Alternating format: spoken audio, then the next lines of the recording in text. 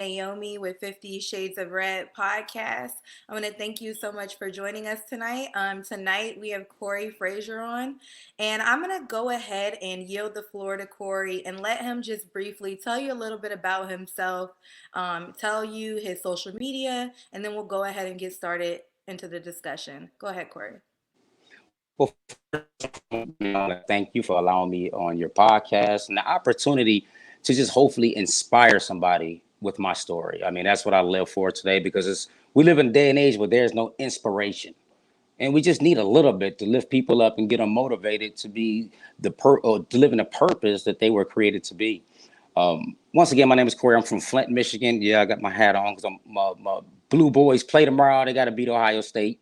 But I'm born and raised in Flint, Michigan, been down here in Atlanta for the past 4 years. 42 years old. I'm married, happily married. Emphasize that. Hey, black men don't cheat, but that's another topic. Oh God, don't even go I there. know, I know. But the intriguing part about me is that at the age of 17 years old, I was arrested and charged with 2 counts of murder, 1 count of armed robbery, and 2 counts of felony firearm. Was tried and convicted at the age of 18, and spent over 17 years in prison before I was able to regain my freedom because I was sentenced to 3 life without parole sentences. I'm just grateful to be here. I'm grateful to be able to tell this story because I went to prison for a crime I did not commit. I just happened to be at the wrong place at the wrong time, but I was charged pretty much guilty by association. And it happens a lot here in our criminal justice system. And my social media is Inspires to Block on Instagram, Twitter. I'm starting to become a big fan of Twitter now. I ran into some Naomi on here now, and be able to meet some new friends that's on some positivity, and I love that. And that's just pretty much it about me. I'm basic. I like beer. My Britt Kavanaugh. I like beer. But of course Okay. sports, and I'm a kid at heart with 2K. So anybody want to eventually get on 2K with me, I'll drag you. But yeah. All right, cool. Thank you for that. Yeah, like Corey said, somehow he found me on Twitter talking shit, um, Yeah. and he was kind enough to send me some videos, which I was trying to get up here for you guys. I will probably have to post it as an add-on, but he sent me the video of a news special that was done on him when he was 17 going on 18, and it was footage of him actually being found guilty. His mother was there, and it kind of recorded that, and then it followed up with you in prison, right? So when the news Mhm. special followed up with you, how long had you been in prison at that point when they did the I think interview? the verdict came out, if I'm not mistaken, in January of 1996. I did the interview probably that summer, if I'm Okay, not so mistaken. you were fairly new to the prison system at that point. Fresh in prison. I'm talking about Okay. literally months. Okay. I don't even think 6 months. I don't think I had been in prison 6 months. Yeah, you looked really young. With that being said, what inspired me to bring you on, it wasn't that you maintained your innocence. It was that you were very compassionate of the other people in prison. You talked about them being, having their own life stories and having issues in there, and how you're just dealing with what happened to you. And it wasn't like you were blaming anyone or anything like that. You had such a positive mindset for someone so young to be wronged by the system. It was just refreshing. I was like, this guy is like, really, you can tell you were raised up right. You were just a good kid, who just had a bad circumstance. So, with that being said, I'm going to list your charges, and I want you to go ahead Mm-hmm. and just start from the very beginning, the day of the crime, how you got through it, what happened, and how you got here, okay? Okay. So, they had you convicted of 2 counts of felony murder, 1 count of armed robbery, and 2 counts of possession with a firearm during the commission of a felony, right? And you That's right. were sentenced in 1996 and you were released in 2007. No, I got released. I got out in 2012. I 2012. won the appeal. Yeah, I won the appeal back in 2003, and I was over the course of almost 5 years, still going back and forth fighting with the attorney office in Genesee County. Okay, so let's start from the So, first night of the crime. Go ahead. What happened? all right, well, I was sitting over to a relative's house, and a friend of mine came over, and he kept emphasizing to me that he had a play to make. That's in the streets, some money to be made. And so at the time I had a car. I had my own car. I was 17. I had my own car. And he was like, can I give him a ride? Excuse me. And I'm like, where? He like, Grand Blanc. I'm like, nah, I'm not driving out there. Grand Blanc at that time was a predominantly white, pretty much wealthy area. And just, I knew better. No, I'm not driving out there. You know, young teenage black boy, two black boys, going to make a drug deal. I'm not doing it. So what we ended up doing was getting in touch with my godfather to give us a ride out there. And so we ended up going out there to Grand Blanc. Once again, like I said, it's a predominantly, at the time it's a predominantly white upscale area. And so we went inside, two white guys entered, opened the door for us. And I'll just say right now, even to this day, if they walk past me, I couldn't even tell you who they were. It was the first time and last time I ever seen them. So in the midst of that, we were going over the transaction. He wanted, what was, I think, $1,000 for the ounce of cocaine that he was trying to sell. And I was just standing there as normal. I had been plenty drug transactions before. This didn't seem different. The only thing different that they were two white males in Grand Blanc. So one of them asked me to go down inside the basement, because the way that the house is made, as soon as you come through the front door, when you go up, you into the living space, and when you go down, you're in the basement. I guess they felt like I was a little bit too young to be standing there while this play was going on. So I went down there for a second, but it was real dark. I didn't feel comfortable. So after a couple of minutes of being down there, I came back upstairs, and I touched my homeboy on the shoulder. I said, what's up? Because it's taking too long. He looked at me. He looked back at them, looked at me, pulled out the gun, and told him, get on the ground. One of the guys was like, bullshit, I'm not getting on the ground. Boom. That's when the first shot went off. I saw one guy fall. The other guy tried to run. My co-defendant grabbed him by the back of the head, shot him 2 times in the back of the head. He fell to the ground. Then he shot the other guy again while he was still on the ground. At this time, I'm just froze, and I just came to, and I ran out the house. I just ran out the house. Didn't know where I was at because I had never been to this, part of Genesee County before. So I'm just running and running and running until I ran into, I think it was a Speedy Q. I think that was the name of a Speedy Q gas station, where I end up running into two guys who was some street cleaners. They had a street sweeper truck. I asked them, did they have change for a $50 bill? Because I was really trying to make a phone call for somebody to come get me. And then they said no. But I said, are y'all going to Flint? They said, yeah. I said, can y'all drop me off? They ended up asking me a couple of questions, though, like, what you doing out here? I'm like, I was at a party, got left by friends. So I'm just trying to get back home. Of course, I didn't tell them that I just witnessed 2 people get killed. And so they was like, all right, but we only going to the north side. Where do you need to live? Where do you live at? I said, I live on the west side of Flint. It was like, well, as far as we going to the north side. So they ended up giving me a ride to the north side. And from the north side of Flint to the west side of Flint, I just ran all the way home. I ran all the way home, probably like 4 a.m. So I remember going in the house, laying on my bed and closing my eyes. I woke up, it was daylight. And I'm like, whoa, did I just have a real bad dream? And so I looked up and saw my shoes were real muddy and dirty. I'm like, no, that shit really did happen. Like I said, my shoes reminded me from all the running that I did. And so what happened was after that, we had previously had a planned trip to Chicago. That trip was still coming around. And I just went along with it. Went to Chicago thinking that he going to get arrested. I'm going to let him go ahead and get arrested. And by that time, when he get arrested, I'll come back to Flint. But in the midst of that, my name ended up getting implicated in the murder from the driver that took us. So a warrant was put out for my arrest. This was like on a Saturday. I ended up coming back home Sunday night from Chicago. Monday morning, my mother took me to an attorney's that she had retained. Me and the attorney talked briefly for a minute. He asked me, did I do it? I said, no. He said, do you have anything to do with it? I'm like, no. He took me to the police station. They arraigned me on the 5 counts that you just read off.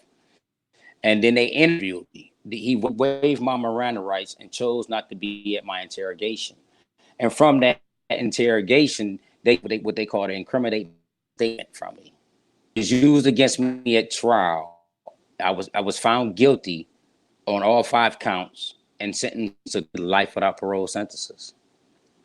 That was just the trial aspect of it. Got to prison, and just realized like, whoa, first and foremost, I'm not supposed to be here. And number two, it's not about to be my life. I'm about to do whatever it takes to get up out of here. And I was appointed an attorney, a court appointed attorney. And by the grace of God, I always say that he ended up believing in my case, believing in me, and got a team of people to work on this appeal.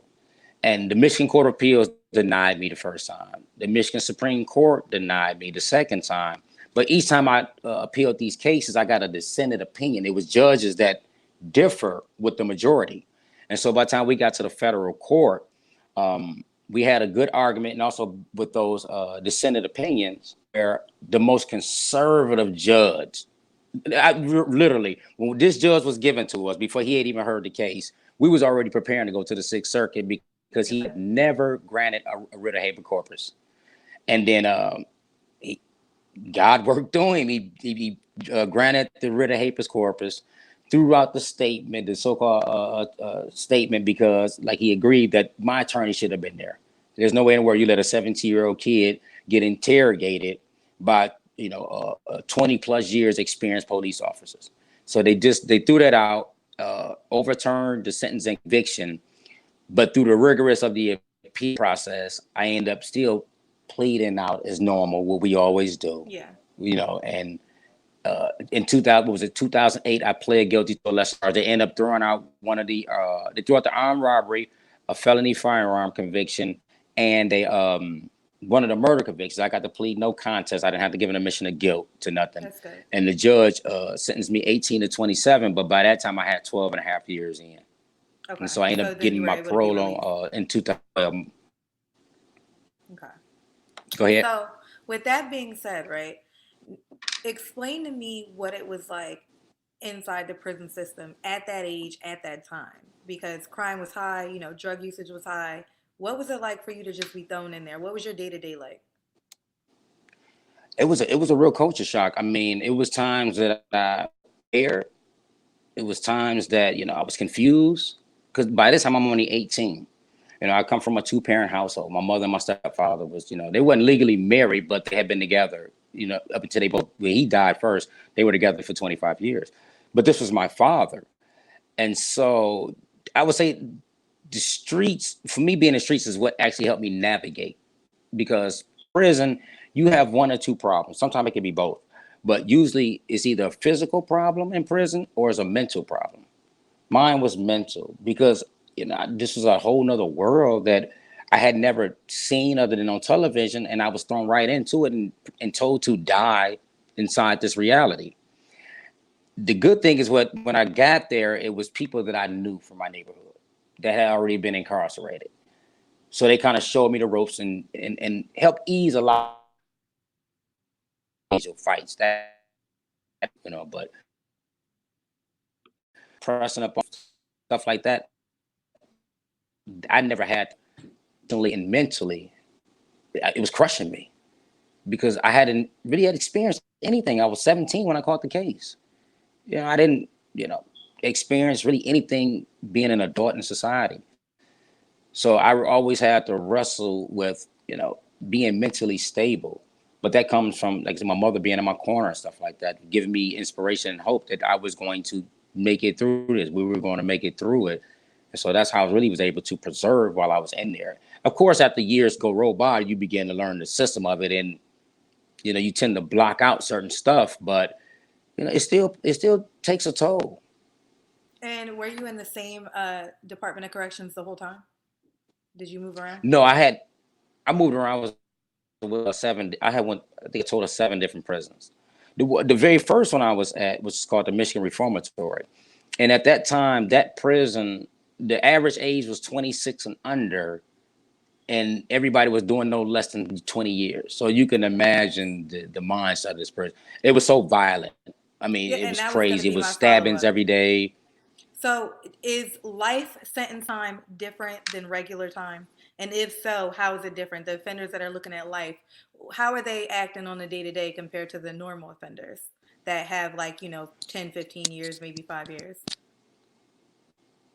Well, I, we active creatures, and one can't show in prison is weakness whatsoever. I don't care if you're really not the hardest guy in the world. You still have to have this mantra bravado about yourself because it will get tested. And so it, I was at that prison there, pressure to live up to the culture of it. If somebody said something to you wrong, you had to deal with it. If not, they was gonna deal with you. And it's just a sad reality, and in all honesty, because these are a lot of young men, white, black, yellow, brown, who are psychologically having some mental effects from them because of the pressures from this place. I mean, it was like an old castle, the way it looked. It had this big white wall around it, gun towers on every corner. It just was a horrible place. But the difference is, the culture, people had just adapted to it, and that was a sad reality. It was times that I adapted to it to survive. Yeah.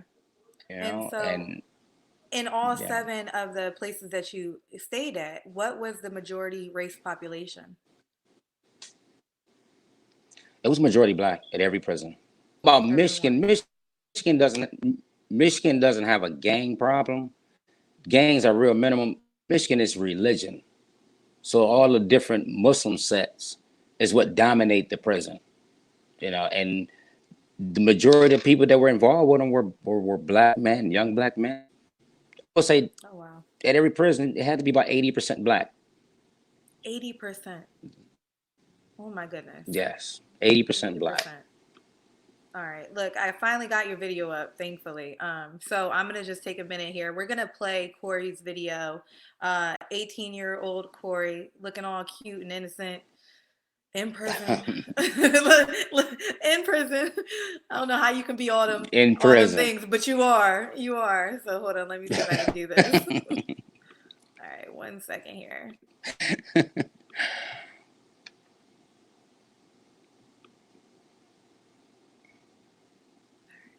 we go.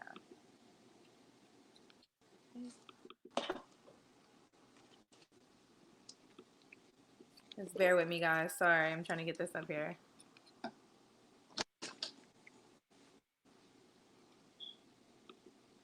right, let's see.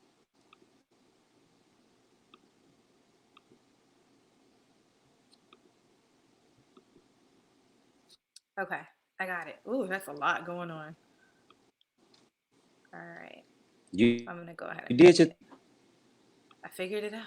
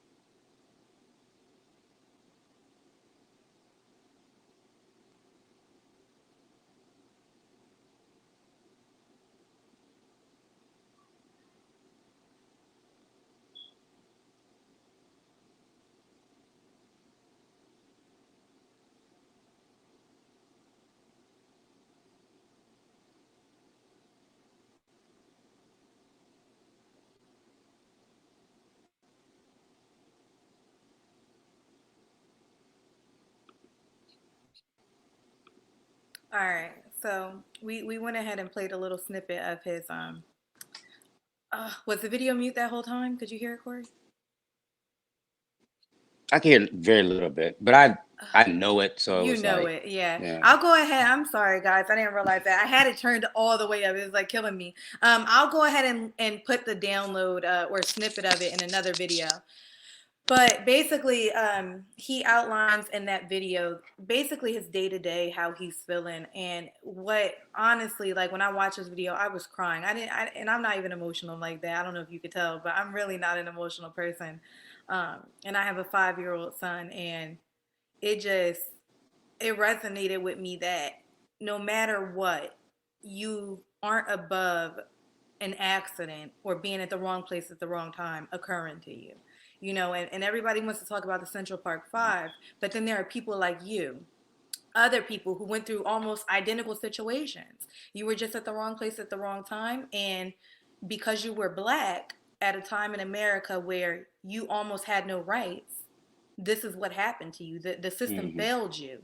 And people can talk all day about, oh, where were the parents, yada yada. But at the end of the day, it's the system that needs changing. There's no way you should have had a life sentence for these crimes without the due diligence being done to know that you were improperly interrogated. Any good prosecutor should have dug that deep to know. And that goes to speak to how motivated they were to condemn you to a life sentence. You had Hmm. co-defendants, and in that video, you said your co-defendants were in prison with you. How did that even work? Why were you even in the same prison as your co-defendants? That could have been dangerous. You could have been dead. And I that's know how I that looked was at it. crazy. Yeah, and I looked at it like that Mm. because I have family. Almost every person in my family has been to prison. Almost everyone, from my mama to my aunts to my uncles. They almost all of them have been to prison, and to be in there with someone you were facing charges with, someone who possibly could have said something that got you a longer sentence, it's unsafe, and it shows that they never really cared about your well-being, especially you being so young. You should have had some type of program or something put into place to make sure that you were separated from them. It just it hit me to the point where it had me questioning why why you? And that's crazy because I don't even know you. And I was questioning that. So I could only imagine if that was my son. Your mother had to have the strength of a God, because I could not have been as stable, you know what I'm saying, throughout those years as she appeared on the video we watched. It really touched me, and I needed to know how someone at that age was so worried about how everyone else was doing in prison. You literally say in the video, you think it's bad for me. These guys that don't have anything in here, it's worse for them. That unselfish mindset speaks volumes to the type of character that you had at 18. Because there's plenty of men in prison who could care less about the people in the next cell. But that goes to show that you clearly had a good upbringing, and that you were better and bigger than this whole situation. So I want to say kudos to you, because I know now you turned your life completely around despite the odds, and we're going to get into that. So being a convicted felon, right? Your whole YouTube is about a corrected felon.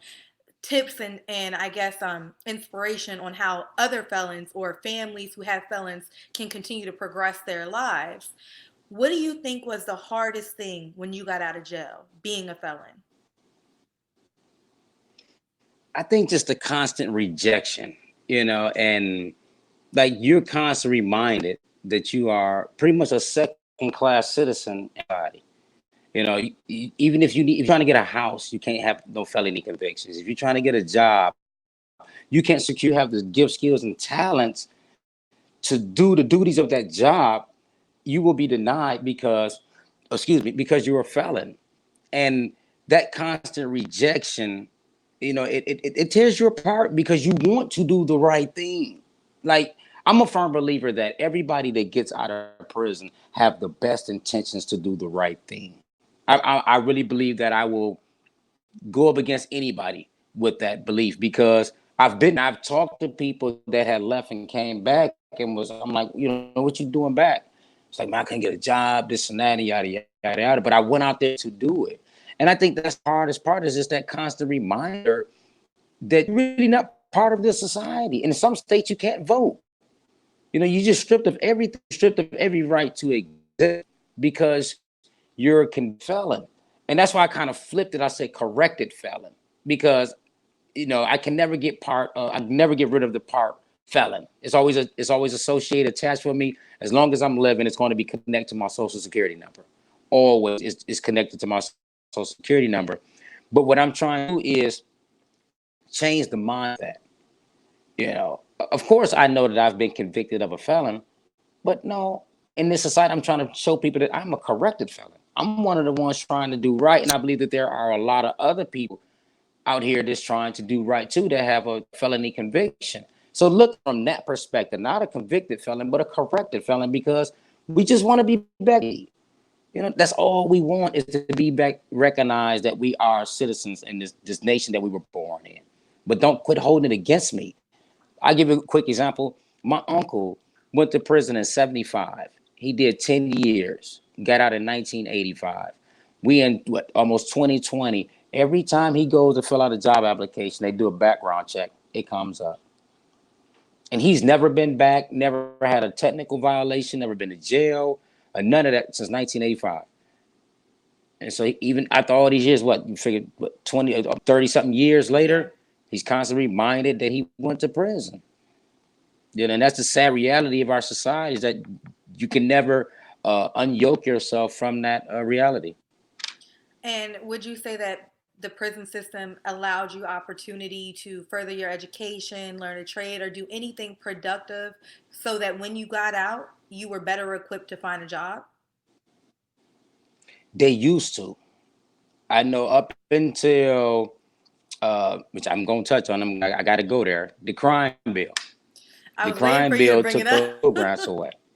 Okay. I was waiting. The crime Um, bill took those. They used to have those programs up until the 1994 crime bill. And so small stuff you can do, but really get you equipped to come home. They don't really have it anymore because it was all stripped away from the crime bill. You know, they took those resources and did whatever with them. But the biggest one that they had was the pay you go to college while you're in there, so that when you get out, you have more than just a trade. You have a degree in something, to where you can make a smooth transition back into society. But up until the 1994 crime bill, especially in Michigan, still a problem to today because a lot of that law is still in place. So even though yeah. we have the First Step Act, that crime bill is still stomping on us to this day. And so, like I And said, I that was crime gonna bill it was damaging. And I was going to get into that. I was waiting because when you went into prison, you went in right after the crime bill took effect. So, crime bill hit, and I Right up. believe it was 1994. You went in 1996, right? So that's right after. And so when you put on Mm, Twitter, you voted Democrat at some point when you got out of prison, or something like that, or mm, you mentioned something about voting Democrat. The responses I got on my Twitter were that, oh, Republicans voted for the crime bill too. And I don't want to make this about a mm. Republican and Democrat thing, but I think it's important to note, because I have the stats here. I went over the whole crime bill again because I'm showing my age, but I was like, I was young. My husband was probably in like Mm. middle school, high school, but I was young. Um, Yeah. so, you know, so with the crime bill, right, with the Clinton crime bill, it was Hmm. 187 Democrats, including Joe Biden and Yeah. Bernie Sanders, that voted yes for the bill. And then there Yes. were around, believe it was 46 Republicans that voted yes, one independent who voted yes. So that was 131 Mm. Republicans that voted no. Almost a majority of Democrats, only 64 didn't vote yes. And when I was going through it, just looking at the sentencing guidelines they were imposing on violent crimes and drug offenders, Mm. it baffled me how, I get, in theory it made a lot of sense, where okay, we're going to put strict Hmm. punishments on so that it deters them from wanting to go to jail. But at that time there was a drug epidemic, right, that was occurring. There was a race Hmm. epidemic that was rising up. So all of these factors contributed to people ignoring the sentencing guidelines and just committing crimes anyway. So I'm going to break it down really quickly for people who don't know what the 1994 crime bill was, right? So it basically escalated the war on drugs by funding an additional additional money to employ about 100,000 police officers, right? And Yeah. so as a result, it Mm-hmm. encouraged officers to carry out more drug related offenses because it was like the more offenses you did, the more money they were giving the departments to staff and purchase things this and the third. It basically encouraged states to effectively increase their prison sentences because it was giving prisons money to build, add on, and they were Mm-hmm. getting extra funding for how many people they had in the beds, right? So Mm-hmm. that that motivation right there, we talk about the prison pipeline. This was it. It might have already started, but this was a pushing factor of people going to prison. Prisons were being built, they were getting extra money, and they had empty beds. Mm-hmm. At the end of the day, when that happens, there's a deficit of inmates. And what happens when there's a deficit of inmates? Mm-hmm. There is more officers being told they need to, lock up these offenders. And who are these Mm-hmm. offenders in most cases? Minorities. And Minorities. out of Yeah. minorities, it's mostly black men who are the offenders. And so this is what I think a lot of people aren't realizing. And when I was digging a little deeper, Clinton was in Philadelphia, I believe it was a few years ago, maybe even two years ago, defending it saying, Mm-hmm. oh, this crime bill did good, it had good parts of it, so don't sit here and tell me, yada yada yada. Joe Biden is the one that told me I had to have strict guidelines or the Republicans wouldn't vote on it, which is bullshit because the Republicans didn't vote Mm-hmm. on it anyway. Okay, so that's, he knew Yeah. they weren't. I don't believe that was the reason for putting strict guidelines in. And now we have Joe Biden, who contributed primarily to the prison pipeline, running for president, and people are affiliating him with Barack Obama. So they're saying vote Biden for what? For what? Biden didn't care when he was Mm-hmm. locking innocent black men up or other minorities in the 90s, 2000s, right? We have black Yeah. No, that's Democratic correct. we have black Democratic congressmen who, I watched a video, this was a year ago, crying on the news saying voting for this bill was one of the worst decisions he's ever made because he felt like he put more men in prison Mm-hmm. than he helped in his career. That to me is an issue. And that's honestly, they people can cry all day about the Republicans, doing their shit, but at least they're upfront. At least they're upfront. They don't hide it. And I feel like when it comes to prison reform, especially now that we have this First Step Act, so many people want to ignore the bills that came before this that make it impossible, like you said, for anything to truly be effective. We might Mm-hmm. have the First Step Act, Yeah. but that crime bill is still the foundation of what's locking men up and keeping them in prison for these long sentences. So I know on your channel you kind of delve into the First Step Back a little bit, and I've read it, and I want to get your opinion on it. So the First Step Act, to me, a couple things stood out, and it was literally the same thing you mentioned in your video. The distance mandate, I believe it was 510 miles, where you had to be located 510 miles from your primary residence to ensure that you had a good connection to Mm-hmm. your family, and you could maintain that family bond, which would lead to a positive prison experience, or keep you out of trouble, right? Because you were still connected to your community. And then Yeah. they had a bunch of incentives for if you completed educational programs.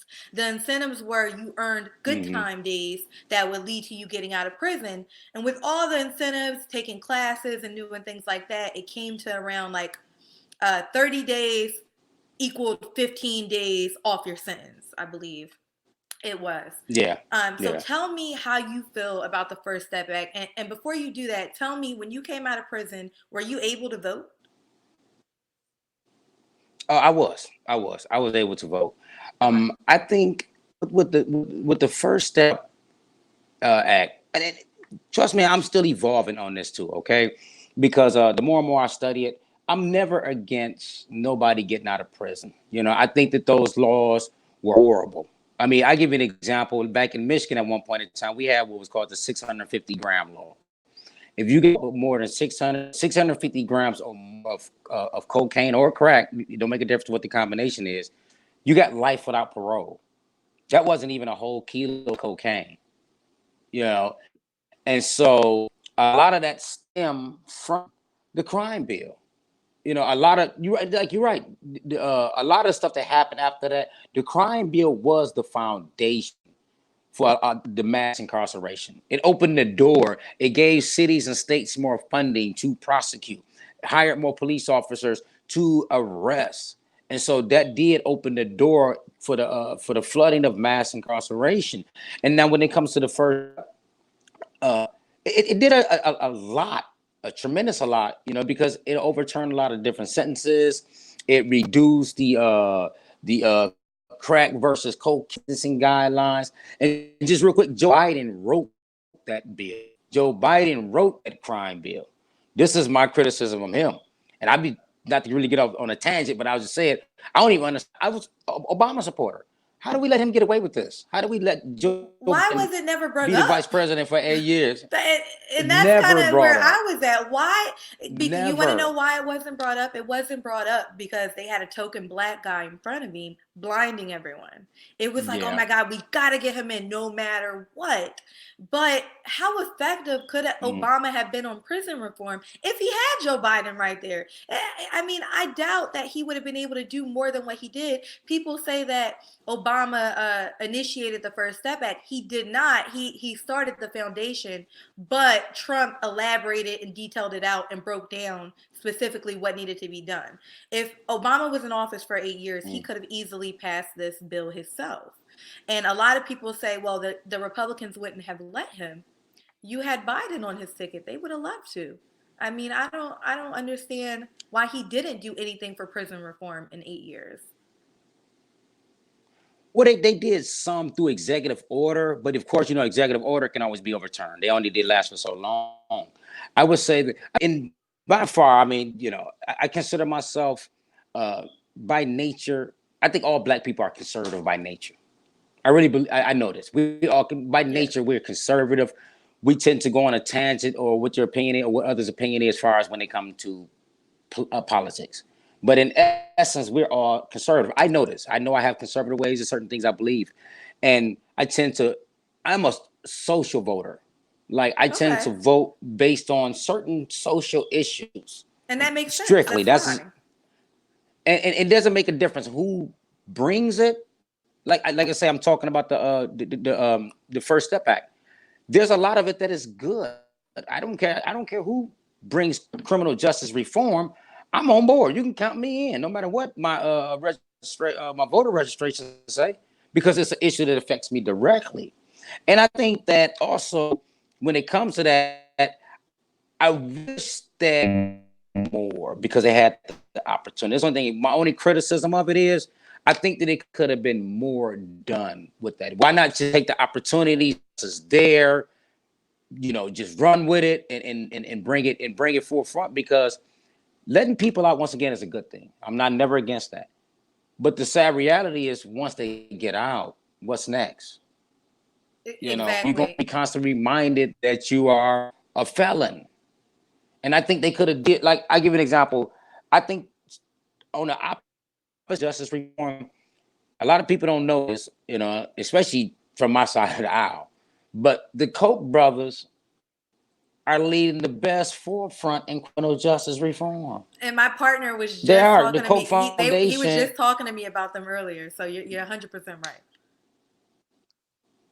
Yeah, they've been talking with the, you know, donors and people that they associate with these, you know, conglomerate companies. Like, get rid of that bar, get rid of that. They have different training programs to bring people in that's, you know, either on parole or fresh out of prison and stuff like that, so they can have good work opportunities. I mean, I've looked at their site over and over again. They have a lot of stuff, and I think that this is what needs to be done. I don't know from a policy perspective of what can be done with it, you know, but I believe that something can.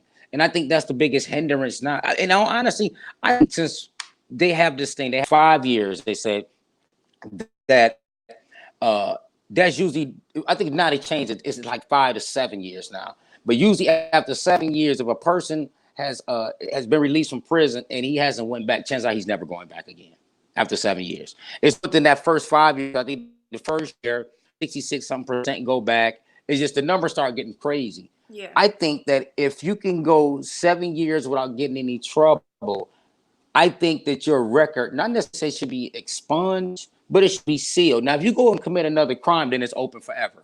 I really believe Yes. this. But after 7 years, let it be sealed. If the person, is not getting any trouble anymore, let it be sealed. I believe it's called.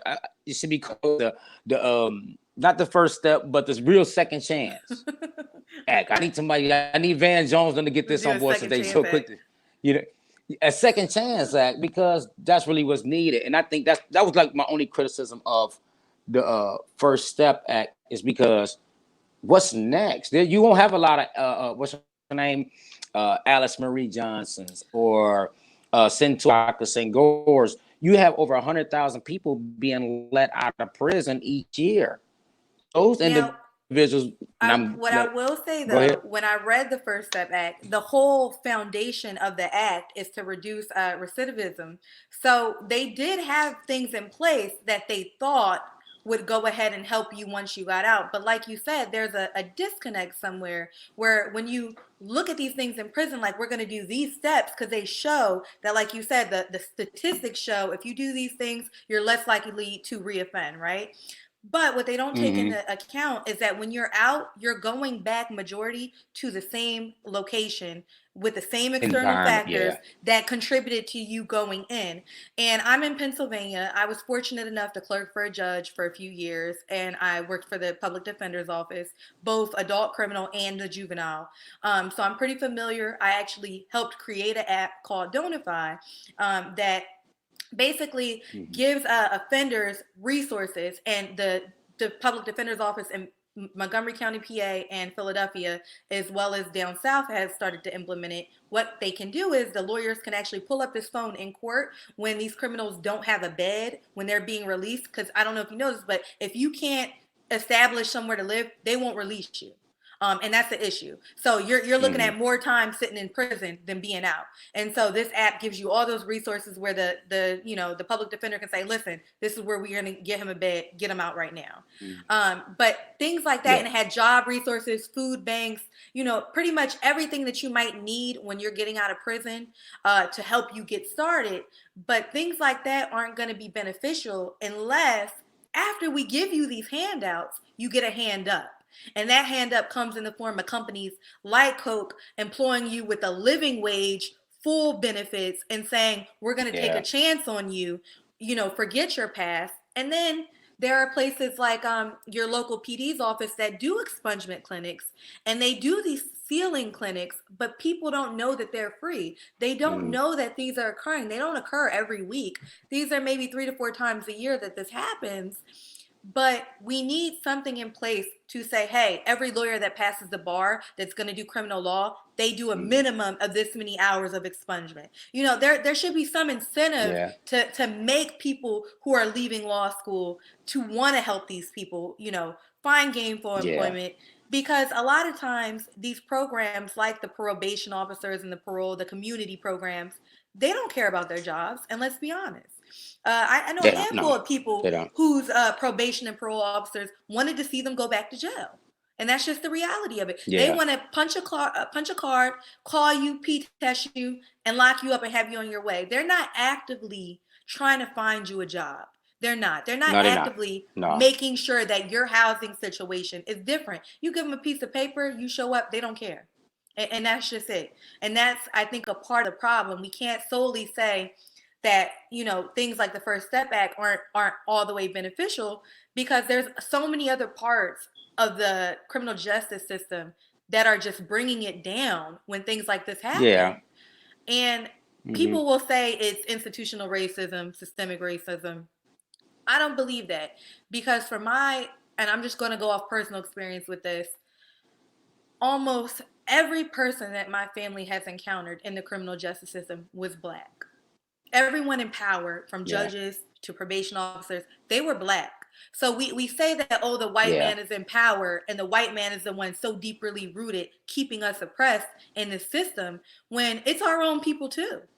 We can't tell our kids go to college, go to graduate school, become lawyers and judges, become politicians, and then when they get there, they don't remember the people that they're fighting for. We can't blame the white man for that. Mm-hmm. We have to blame our communities for that. If we stop giving each Mm-hmm. other the okay to behave in this matter, then we can stop prosecuting ourselves. I mean, you have rap music, Mm-hmm. and I hate to like be so cliche with this, but it's going there. You got young Jeezy, Mr. Snowman, who talk about selling so many keys and bricks, up here with Joe Biden, the Mm-hmm. other snowman, talking about like he's a great candidate for president. Like, are you kidding me? Like, I felt like doing 10 to Mm-hmm. 15 listening to that man. Like, and I even put that on my Twitter. Like, Yeah. listening to Jeezy and T Grizzly, I felt like going to rob a bank. You know what I'm saying? Getting some Yeah. chi-chis. That's how we followed each other. T That's how we Grizzly. found each other. Yeah. Look, I don't know if y'all know who That's T what it was. Grizzly. T Free Grizzly. my, he out now. He can't go to no jewelry stores in the state of Michigan. But we got these rappers like telling us like, yo, this is cool. This is what you do. And then we had T Grizzly come out with First Day Out. Like, I can't even go into a jewelry Yeah. store. I'm banned from every jewelry store. Everybody that I robbed banks Yeah. with was snitching on me. I was looking at 30 years. You know what Mm-hmm. I'm saying? And then we got people like Jeezy telling you it's cool to sell bricks. But at the same time, he's going to sit here and Mm-hmm. advocate for prison reform. Are you kidding me? Like, make it make sense. That to me Yeah. is where the disconnect is. Our culture has a clear disconnect between our policies being put into place. And until we bridge that gap, and I'm not gonna say that the Mm-hmm. politicians can do it, we gotta do it. The people on the ground gotta do it. People like you who are Mm-hmm. educating other convicts and other felons on YouTube, community servicing efforts, and things like that. That's the only way we're going to change the narrative, is if we tell our sons, this ain't what you want. If your friend got a burner in the car, guess Yeah. what? No, I You're agree. not going. You're not going. Or how about this? How Mm-hmm. about we start taking our sons when they turn of age to get the gun legally? Like, and that's Mm-hmm. something that is a huge disconnect in our communities. It's rare that you find a black man under 25 who got a legal gun, especially here in Philly. I don't know about down there, Yeah. but ain't nobody got no legal gun. Mm-hmm. Everybody got the strap on them and it's dirty, and you just got to pray that when you get pulled over, you're hiding it. I'm not going to comment Mm-hmm. on that, but I'm legal now. But even women, Yeah. we do the same thing. We ride around with razor blades and mace and things like that. But no one tells us, hey, it's okay to learn gun safety. It's okay. This is your right. Like, you don't have to do it illegally. If Mm-hmm. somebody runs up on you, you can shoot them. That's your right. If we Yeah. advocated Yeah. for, like you said, conservative principles, because we're conservative by nature, if we advocated for those things, imagine half of the people that's in jail right now for illegal gun charges wouldn't be in jail. Because a lot of the time they were in the right Mm-hmm. using them. I'm not No, gonna say I, all the time, because a lot of times they are also, in the wrong. But I think it's evenly yeah. split. You know what I'm saying? I know my mom got a couple Mm-hmm. gun charges, and my mom loved guns. Why she never Mm-hmm. actually went and got a Yeah, license? my mother did too. My mother did too. My mom loves some guns, but why she never actually went and got a gun license, I don't know. She grew up in Philly. It wasn't normal to go get these things. It was you buy a gun for $80 off the street and you tuck it and you keep it moving. You know what I'm saying? And Yeah. I think that's Mm-hmm. the issue that I have, like, with a lot of people who complain about these policies and everything. Like, you're not teaching the next generation how to avoid it. And I hate to bring it back to politics, Mm-hmm. but it comes down to that at the end of the day, especially with the climate that we're in. Like, you guys are trying to vote these people in that want to take your guns. Do you think that's going to help the illegal gun Yeah. rise, or is it going to decrease it? Is it going to increase it? It's going to increase it. Because if you make it Mm-hmm. harder to get guns legally, people are just going to keep getting them illegally, and crime is going to keep happening, and then mass incarceration is never going Yeah. to go down. And it's a never-ending Yeah. cycle. No, I agree. So you being in a situation at 18 Yeah. with somebody who had a weapon, it was normal, right? Oh yeah. I mean, to have a gun, that came with the territory. That came with just being in the streets. I mean, you can get one just by walking around the corner. It's still like that to this day. I mean, I would add, like, I believe in the Second Amendment. I really do. I mean, I hate that's one of the things that strikes that's against me now, is that I can't legally own a firearm, because now I understand the proper perspective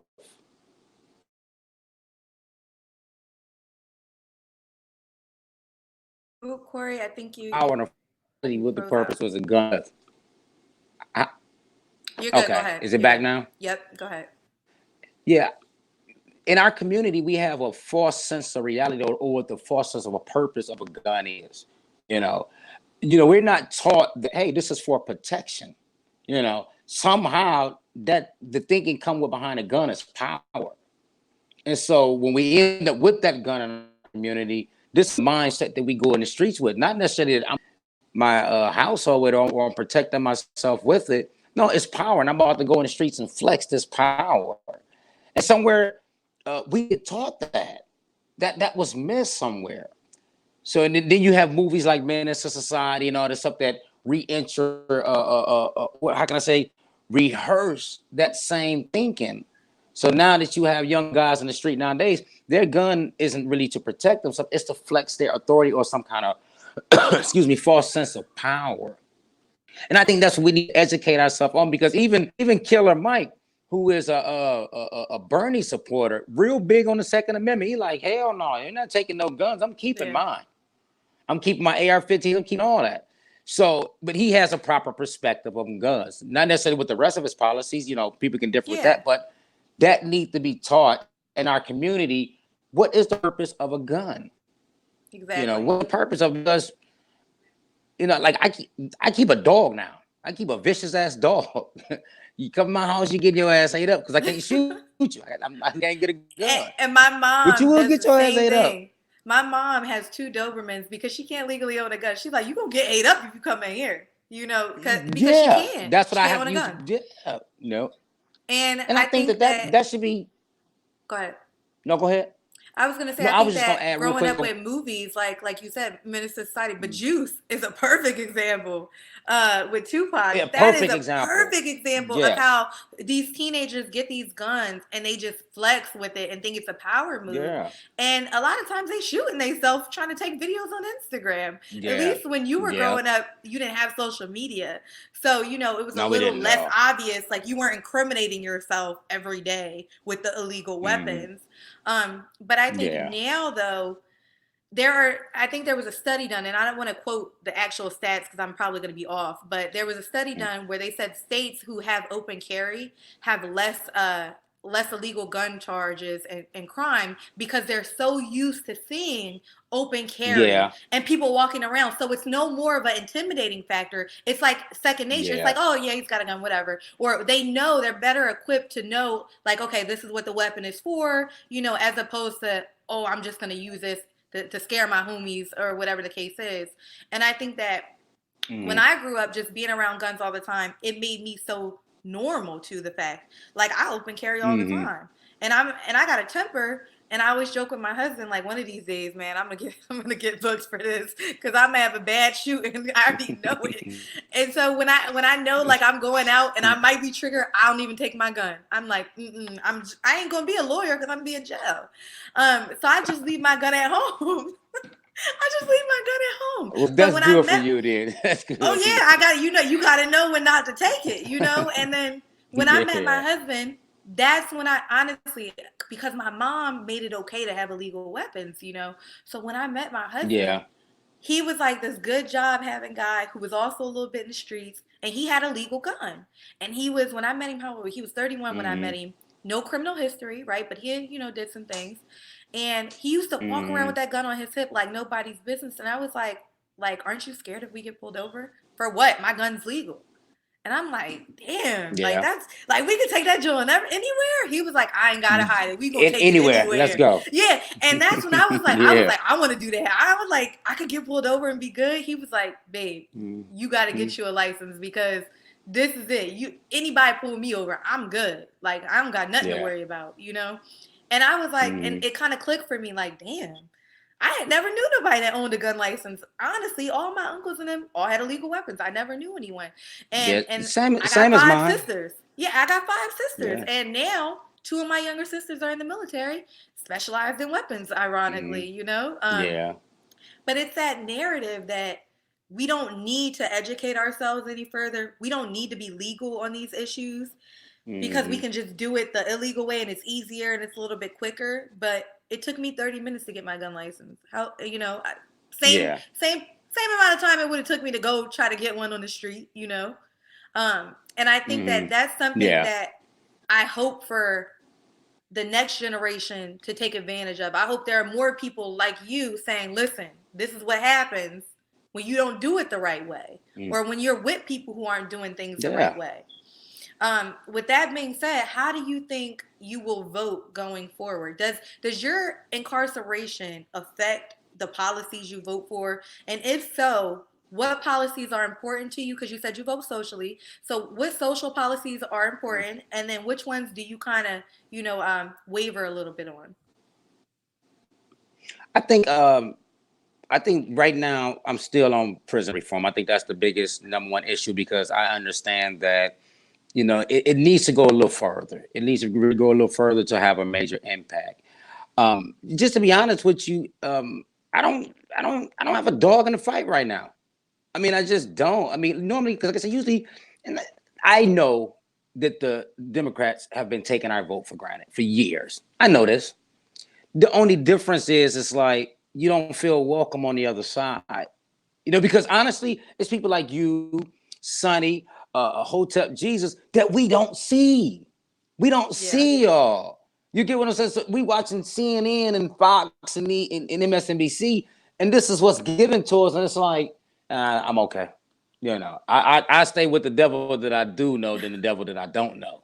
Yeah, Exactly, exactly. yeah, And that's honestly a lot of, I think, African Americans' perspectives, because, and I hate to say this, but you have the Candace Owens on Fox News, and they aren't relatable to the black community. no, they're not. I know. And Candace ain't never, had a parent with a drug addiction, and if she did, she doesn't advertise it.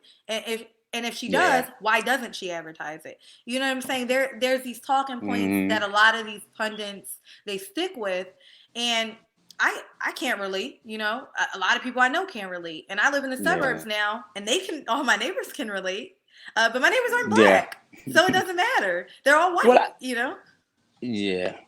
Yeah. You know what? I honestly think I said like you, Sonny, a lot of people that I just recently met that's conservatives, you know, us there's progressive, but I like I said, I know I have a lot of conservative values. I have a lot of them. Like last night I was just with my great aunt. She's 90 plus years old, flew in Chicago. Dark Christian, believe in family. Her and her husband been married over 60 years. Those are conservative values that was handed down. So I know that we have them as black people. We are naturally conservative. It's just that the brand that's advertised to us makes it. We and think about it. Like, keep repeating. We know they take our vote for granted. We know it. This is why. What's I think it was an Alabama senator that won that special election. Doug Jones was so pressured into Yeah, hiring a yeah. bunch of black women because black women brought him into office. And so, but we know that we've been getting shook and jive for the longest. It's just that what's advertised to us, we don't feel welcome. We know that it's time for a change from the Democratic Party, or at the very least, I say become independents. And Earn my that's what I vote. say. Force the three-party system, because Yeah, it's two-party, but it's three parties, and we're not forcing it. We're not pushing the agenda enough to have that third option, at least be yeah, a viable option for any major office. But with that being said, yeah. being incarcerated, because the narrative now is that black people in these I'm going to say urban, in the hood, in Hmm. these urban areas, they are aware of all these issues, right? Everyone is saying either black Hmm. people don't care, or they're very intelligent and they're aware, right? There's two spectrums. It doesn't seem to Hmm. be a middle ground. When you were in jail, did anyone ever talk about politics, law, things that were affecting them like that? Did they make a correlation between the politicians and why they were in prison? Repeat that last part because it went out. The Yeah. last part. So it was, did anyone that you were incarcerated with put, like, correlate the politicians and their practices and policies and bills to them being incarcerated? Was anyone even remotely interested in the political side of it? I don't know why you get to that last part. It go wow. Oh When my you say gosh. interested, it goes. Anytime I say interest is going out, oh my goodness. Okay, That so let me rephrase it. I hate repeating myself. I should tell you that. Um, I so don't did know. As soon anybody as you say interested, it go out.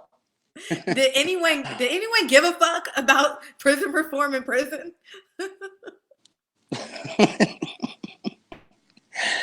Yes, yes, Okay, yes. damn. That's a good way to put it. Yes, Shit. yes. I think. Let me see. Up until last year, with Trump, you didn't hear prison reform talked about at all. You heard it as a almost a talking point. To be honest with you, it was a talking point. From coming from politicians, but in prison, it's talked about all the time, because in prison, those are the ones that are suffering from it the most. Immediate impact on. I mean, it's a lot of stuff that goes on behind closed doors. Prison has politics too. Whether you believe it or not, prison has politics, and it comes from like the warden and the warden staff and stuff like that, from different policies that's rolled out, and that has a major impact on the psyche of people that's in prison. So and plus, at the same time too, when you're doing 20, 30 years, that's the biggest hope that you can have, is that some politician do something to where it can decrease your time or either cut some of it. And so yeah, it's discussed a lot. They everybody gives a fuck about it. So I got a crazy mouth. I'm sorry. trust me, I'm trying to be all professional. My mouth's terrible. It's I'm terrible. over being PC. Terrible. Okay, I'm over it. Look, screw it. Yeah. So you wouldn't agree that the people in prison feel like they're on a plantation? Or would you agree with that statement? Do you think that rhetoric applies, that they're mentally on a plantation and they don't think they Yeah. have any other options? You know what? No, I would agree to say that they do feel like they're on a plantation, because like I'll explain to you. Like, I remember the last prison job that I had, I was working in the kitchen. Okay. I was making $1, probably like $1.12 a day. And I was working like 8 to 10 hour shifts. So at the end of the month, they was giving me like 40 something bucks. Another one, I was when I was at the Michigan Reformatory, I worked for MSI Industry, Michigan State Industries. And what we did was built furniture, and they sold them hospitals and stuff like that. And we was making like 30 cents an hour. And they was having contracts with like Michigan State and hospitals, stuff for thousands. So yeah, I mean, you feel like that. You feel like that because, and another thing is, you're forced to work. If you don't work, you're on something called unemployment status, right? To where you refuse to work, you're locked in your cell until 4:30 every day. You can't mingle, come out, or none of that until 4:30. And we call it double O. That's the slang for it. It's unemployment status, So it's because you forced refuse to labor. work. So it's forced labor at almost an Say it again. unlivable. It's forced labor at an unlivable wage, because even in prison, $40 ain't nothing. I mean, you burn through that easy, right? So I know, like my Yeah, sister, I mean, she was phone burning through calls. 80 a week, like 80 a week, easy. Yeah. And because Interesting. for one, the food isn't good, and then of course you want, a TV if it's allowed. Depending on what state you in, if you want, an MP3 player. Like when I left, they had MP3 players, and they was the little cheapest shit that you could ever find in your life. But it cost $100. I'm pretty sure it only cost like $5 to make it, somewhere around the $10, more than $10 to make it. But they was charging $100. So yes, $80. $80 a week. Because like, for example, my mother, when I was in prison, my mother sent me 150 a month, 150 bucks a month. And I was working too. So that helped me get through the month. But after you making, at the time, phone calls was really expensive. It was like $15 for a call. I first went in. And what I mean, phone bills I blew up on my mother, like every other month she was getting a new number, because I was blowing that one out the water. And But they and that's have done some things. also I saw that in also the too. First Step Act, right? That Yeah, I in the think you get free phone with the First incentives or Step Act, something. Yeah. yeah. I mean, and that's the biggest thing too, because like the way the prison is set up, especially it's really bad federal prisons, to where when say for example, like you're in Pennsylvania, and you getting all the way out to Idaho, Like your family make it out there like that. So now you separated from the family. The family bond is broken. Like even in Michigan, the whole time I was locked up, I was like 2.5 hours from Flint. My stepfather couldn't make that trip consistently like that. So that's the first thing that happens. What prison does, it tears up your family structure. It does. It And that separates was you going from to it be because going to be it's my last costly. question. So we Mm-hmm. talk about the family structure and how it breaks it up, but let's kind of rewind a little bit to the family structure prior to going in, right? So you were fortunate to have a two-parent Mm-hmm. household. Would you say that was the norm for most of the people incarcerated, or no? What, to have a two-parent household? Yeah.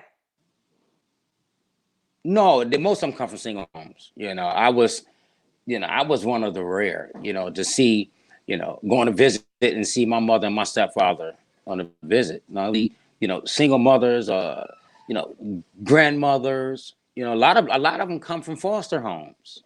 A lot of men that's incarcerated come from foster homes. So, I was one of the exceptions. I was like the unicorn in traffic to have both parents. No, and honestly, all of my friends, I got more friends that went to prison than was murdered, and all of my friends, except for one other homeboy of mine, came from single parent households. Wow. You And know, and it makes me think that, and I give Candace Owens a lot of shit.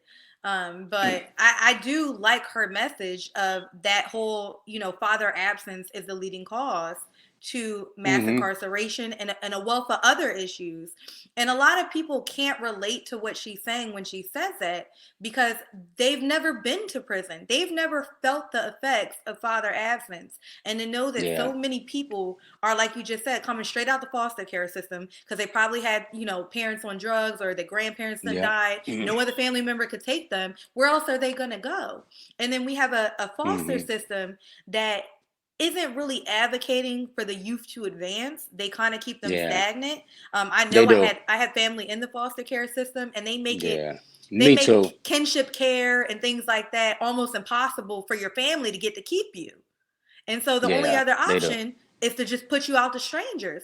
And then, of course, those Yeah, strangers aren't going to love you and take care of you, even though they're getting a check. They ain't spending it on you like your own kin would. You know what I'm saying? mm-hmm. So I think that's something that needs to be tied into prison reform when we're talking about that and we're talking about these social issues.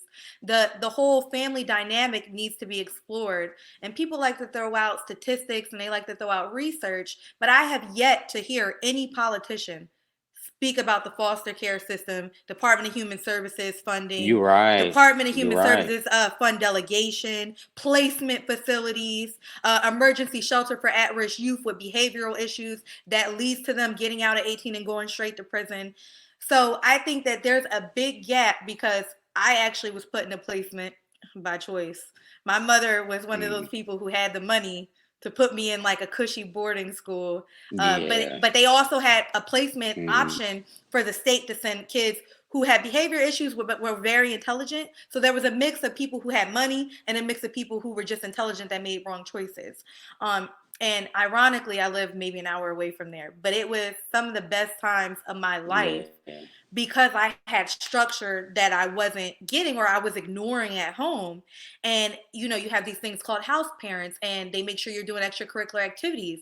They make sure you're going to church once a week. Mm-hmm. They make sure that you're maintaining pretty much a conservative lifestyle and that anything that you do wrong, Yeah. you're put on restriction or punishment. And I barely ever got put on punishment because I was just, a smart ass who did what I wanted to do because I had so many sisters. Mm, But having that changed the way I parent my daughter. I would say if I never went into that yeah. placement facility, I would have never ended up being the type of mother that I am. Not to dig at my own mother because she was a great mother, but there were just some things that I didn't take the way I should have took from her that I gained from that experience. Yeah. And I think that a lot of people that were Mm, there with me who were from the foster care system, they came from very troubled past with parents who were drug addicts. One of them, her mother killed herself in front of her, and she was on track to be 16 and pregnant. You know what I'm saying? There wasn't many options for her. She didn't want to finish mm, school. She had never had a job, and she was white. A lot of yeah. them were white. So people try to make these issues Yeah. a race thing, and while there is a racial discrepancy, I think that at the end of the day, the family structure and prison reform, I think it spans race. It just completely goes over it because anyone can come Yeah. from a fucked up family. I mean, let's just be real. White trash exists for a reason. You know what I'm saying? And I think that more Yep. I conversations know need exactly to what you're be saying. had. Yeah, more conversations need to be had as a collective about these issues. And I think we should start taking race out of it a little bit and say, okay, we have people who are experiencing this below the age of 16 that's leading to this type of mass incarceration over the age of 18. What Yeah. can we do to bridge the gap? Yeah. And I think we can go Yeah. ahead and end it there. I honestly want to have you come back on with your own segment if you want. I know you have your own on your YouTube. Hmm. If you want, it could be a 15-minute little segment here and there. But I think that your voice is so powerful. And the next time Solomon and I go to the White House, I want to see if I can get some type of connection to get you involved and get you invited because there are plenty of people now, like the Alice Johnsons, who are getting attention, Hmm. but there's no one who is, and I hate to say it, but it's the truth, normal. Someone from the hood struggled to get a job, still trying to, Yeah. maintain. You got three boys and a daughter. Like the pressure is on for you to be all you can be with those young men looking at you. You know what I'm saying? It's so easy for that generation to just follow in the footsteps that you followed in, and they're not. And Yeah. that speaks volumes to the type of man that you are and to how you perceived your struggle and overcame it. So I think, I'm going to try to do Yeah. what I can. And I know Solomon is down there where you're at. I think he wants to reach out and do some community initiatives. And I wouldn't mind coming down Sure. there. Maybe we can host a expungement clinic, a sealant clinic. If I can Yeah. pull my legal connections and we can do that, I'd be more than happy to do that because it I would matters. love to. Yeah, and I Yeah, think I it think we does. should. There needs to be more people Yeah. that look like us, that talk like us, out there pushing these things, as opposed to people who aren't even from our communities pushing them. I never understood that why No, these I agree. outsiders are doing so much good, but we can't do good for ourselves. Yeah, no, I totally agree. I mean, and it starts with stuff, and that's why I say, like, once again, like, you know, I've been listening to you, conscious black conservatives, as they call themselves, the I am not a OTEPs, and conscious black I've been really in. conservative. Not you, not you. I know you put that out, you emphasize that, but I'm I'm just, not. but Yeah. I've been inspired. If our community got to hear more of y'all, at the least the dialogue will start to open up. But we forced with Tommy Lawrence, those kind of individuals. They just throw in our face watching television. It's like, nah, I'm okay. I'm gonna stick right here right now. But Did I you really appreciate what you do. did you go to Blexit? Did you go to Blexit, Atlanta? No, I'm not that interested in the Democratic Party. No, I didn't. I heard about it. No, I wasn't. You know, honestly, with Candace, I listened to her. I listened to her a couple of times, and I agree with you. Like, I agree with that because it was on the Revolt Summit when she was talking about the absence of black fathers. Yeah, yeah. It's just that for the most part, it's like when I listen to her talking down. I mean, if we haven't heard me have a conversation, it's like she's talking down to the black community. I believe that, and like I said, real terse. We talk about slavery. I think it need to be just as sensitive as the Holocaust. I think it need that much respect because that was an atrocity. And I even heard white Republicans say that that's America's biggest sin is slavery. So to continue to reference that to us in 2019, 2020, that's not a good way to connect. It's not a good on the plantation, you know. Try to find a different way to appeal to us so that we can listen to you. And I'm pretty sure a lot of us will be open to it. But no, I didn't go to Blexit. No, You if would it be had the happened again, perfect I still Blexit wouldn't go. person. You would be the perfect Blexit person. You're their ideal demographic. What do you mean? You're the ideal demographic. None of your friends wanted to you know, go. Like, listen, I don't even go to Democratic rally. Alone, I'm and I'm okay. happy, and No. I'm happy you said that because these messages, and it's not just Candace, it's on both sides. They are trying to get people to come out to these rallies. People gotta work, Mm. they got jobs, they got kids, they tired on the Yeah. weekend. Nobody's coming to that shit, and then they're not incentivizing it. That's why I said I want to have like an event. We don't got a name yet, but it's essentially a con exit, like a conservative melting pot for people who aren't conservative, who are conservative. You can come get a plate of soul food, okay? The Nation of Islam Mm. gonna be there, the Hoteps gonna be there, the Baptist Church Mm. gonna be there. All of our people are I'm gonna with be it. there. You know what I'm saying? And we ain't gonna be Mm. pushing no talking Yeah. points. Either you want to listen to them speak, or you just want to walk around and get a little bit of knowledge on this, that, and the third, Mm. so you can better make your choices. And that's all we want to do, Solomon and I. We want to have a platform where we're not pushing you to be Republican, and we sure shit ain't pushing you to be Democrat, but we're Yeah. not going to give you options. Here are your options. There's many different Yeah. spectrums of being conservative, and a lot of people don't get our name 50 Shades of Red, but it's because there are so many different Mm. types of conservatives that the normal black Yeah. people don't Mm. know about. Normal black people don't know about conscious black conservatives and hoteps, you know, and things like that. And Yeah. if I have an event saying, hey, come to this event, we're going to have them there, they ain't going to show up. So what do I have to do? I have to get the Baptist Church. I have to get the Nation of Islam. Yeah. I got to get some Yeah. food, some free food. You know what I'm Yeah. saying? A Yeah. DJ. It's going to I be a agree. cookout. It's going to be cookout vibes for politics. Without questions. And I just think that because a lot of time we all really have a collective consensus on most issues. I think I heard Solomon say one day, like, yeah, I listened to one of y'all one day. He was like, yeah, we already know about that we anti abortion. He's like, until that get decided by the Supreme Court, why are we just still talking about that? And We you're don't need right, to but worry even for about the most that. part, exactly. But let's come together on the issues that we can, especially for our culture and our community. You know, I tell people all the time, I'm not against nobody. You know, no other race. I'm just in love with black people, and I want to see black people do better. Once we get to a space, hey, I can rest easy. But I to make sure that young black males never go through what I went through. You know, that's number one. Like my boys now, I told them when I first got into their lives, you'll never experience what I'm going through. Never. I don't care what I got. I would die and go to hell with a gasoline jacket on before I allow y'all to experience what I went through. And that's what I want to send that same message to a lot of young boys that's in our community today. No, you don't have to go to prison. You don't have to go to jail. There's more options in this world than that. Yeah, So. and I think that's a good place to end. If you want to drop your YouTube and your Twitter again, so everybody can find you. Hopefully, we can put some things in motion. You know, we'll talk. We'll talk after this. Mm-hmm. I'm not that tech, so I just put it in the chat. I don't know. You can put it Oh, in the see, I chat. done Yeah, messed up. Live comment. I put your Twitter in the chat. But your his YouTube is Inspire the Block, or no, Corrected Felon, or no, is it Yeah, Corrected correct. Felon? Okay. Yeah, Corrected corrected. Felon. Yep. Yeah, Corrected Corrected Felon on file. YouTube. You can go ahead and search it. He's got about 7 or 8 videos, and then his Instagram and his Twitter is Inspire the Block. It is in the chat and on the screen. Hopefully, we can get Corey back on his own little mini segment to just drop some knowledge. He's like the DJ Khaled of prison Yeah. reform. All right, Corey. Thanks so much for joining us. I hope you have a good night. And you too, and thanks for having me. I really appreciate it. I had a wonderful time. So did I. Bye bye. All right, I went ahead and ended it.